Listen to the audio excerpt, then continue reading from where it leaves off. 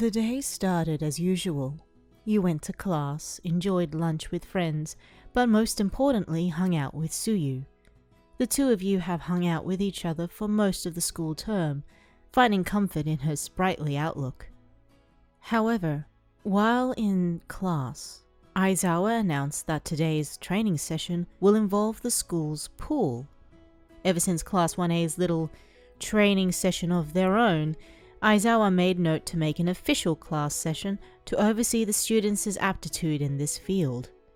You'll be going against each other using your quirks in the pool, Aizawa explained while he looked around the room. Ojiro, Momo, Koda. You'll be going against each other first. The rest of you get changed and ready to go in 15 minutes.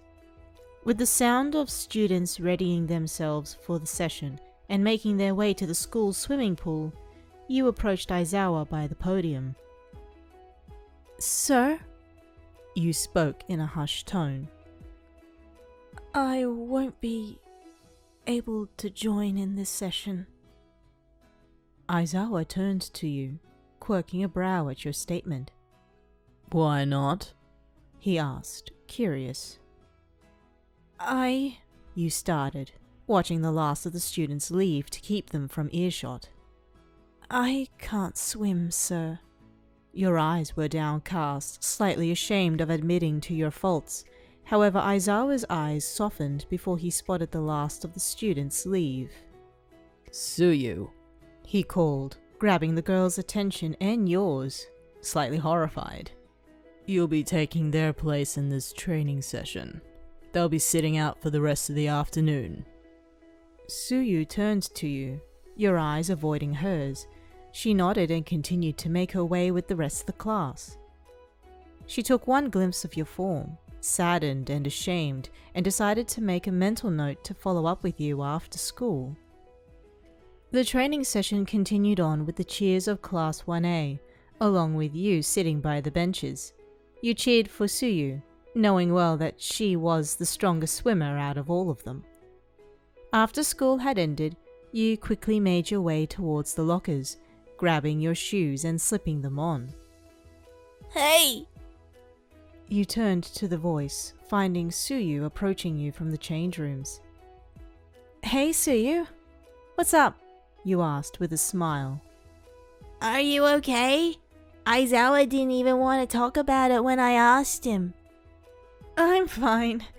No worries, you replied with a nervous laugh. I don't think so, Kero. There was a moment of silence before you sighed exasperatedly. It was difficult to keep anything from Tsuyu. You felt bad thinking about it now that she started prodding. I can't swim, you mumbled. She gently placed her hands on your shoulders, her smile ever present.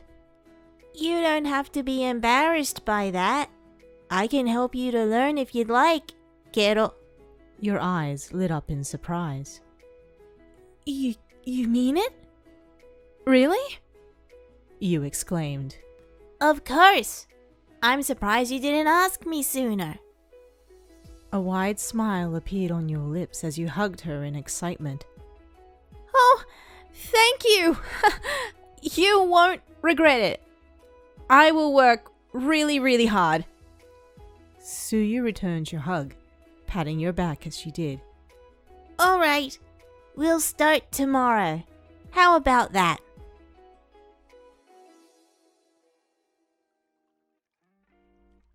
The next day after school, both Tsuyu and yourself had asked Aizawa's permission to borrow the school's pool for your first swimming lesson. It wasn't too difficult to ask him of such a favor, however, he only allowed an hour of use. For the meantime, you clung to the edge of the pool, watching Tsuyu wade within the middle as she continued to encourage you further. Trust me, okay? She spoke as she continued wading in the water. I'm right here. I won't let anything happen to you. You nodded as you slowly released your hands from the edge, pushing yourself into the middle of the pool to join her. Okay. I got it. You cried, attempting to keep your head above water. Good. You're doing good. Spoke Tsuyu. Now, try to swim up to me. You moved through the water as quickly as you could to reach her, grabbing onto her arms as you did.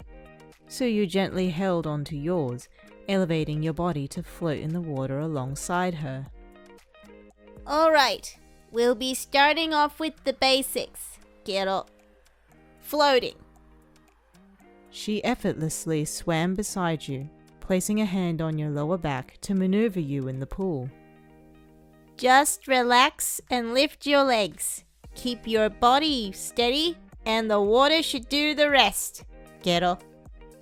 You followed her instructions, feeling your body like it was air. Just trust the water to keep you afloat. She continued, her hands still resting underneath you. You closed your eyes, feeling the water almost lift you. The sun's rays were warm, and when you opened your eyes again, you saw the colors of the sky mingle with each other.